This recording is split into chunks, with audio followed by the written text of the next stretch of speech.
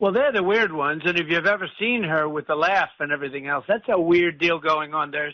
They're the weird ones. Nobody's ever called me weird. I'm a lot of things, but weird I'm not, and I'm up front, and he's not either, I will tell you. JD is not at all. They are.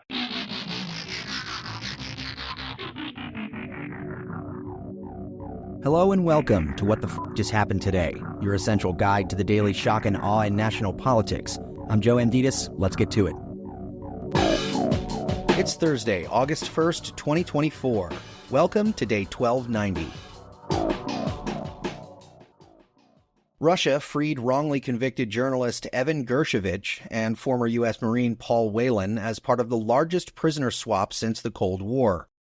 In total, 4 Americans, 7 Russian political prisoners, and 5 Germans were released from Russia in exchange for 8 Russians who had been imprisoned in the United States, Germany, Norway, Slovenia, and Poland.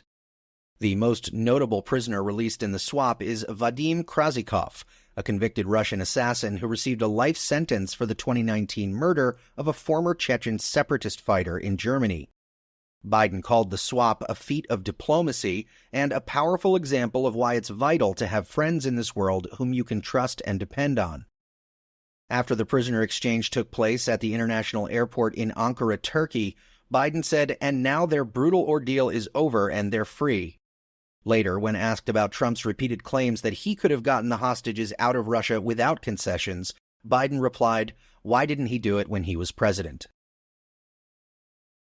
Moving on, Kamala Harris dismissed Donald Trump's accusation that she turned black for political gain, saying his remarks are the same old show of divisiveness and disrespect. She added, "The American people deserve better. The American people deserve a leader who tells the truth, a leader who does not respond with hostility and anger when confronted with the facts. We deserve a leader who understands that our differences do not divide us. They are an essential source of our strength." Mark Kelly, a contender to be Harris's running mate, called Trump's remarks the comments of a desperate, scared old man who has been having his butt kicked by an experienced prosecutor. Kelly added, "I think he's worried, and she's going to continue to do this, and she's going to win the election in November." Meanwhile, J.D. Vance insisted that he has a good relationship with Trump and said that will keep on going through all the way to November, hopefully past that too. Hours earlier, however, Trump suggested that Vance, who is polling as the worst vice presidential candidate in decades, doesn't matter because vice presidents have virtually no impact on the campaign.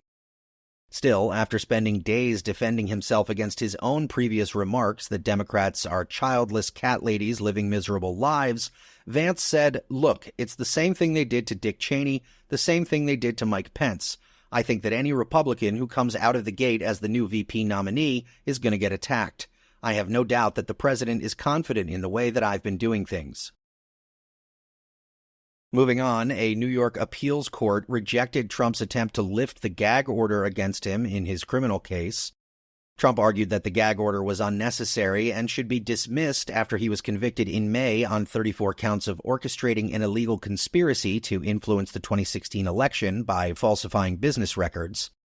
Trump also argued that the order was unjust and unconstitutional because it restricts his ability to respond to Kamala Harris, who has framed her candidacy as a choice between a prosecutor and a convicted felon.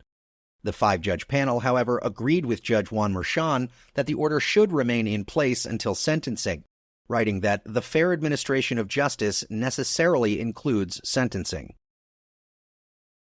And finally, Senate Republicans blocked a bipartisan bill that would expand the child tax credit for millions of families and extend some corporate tax breaks.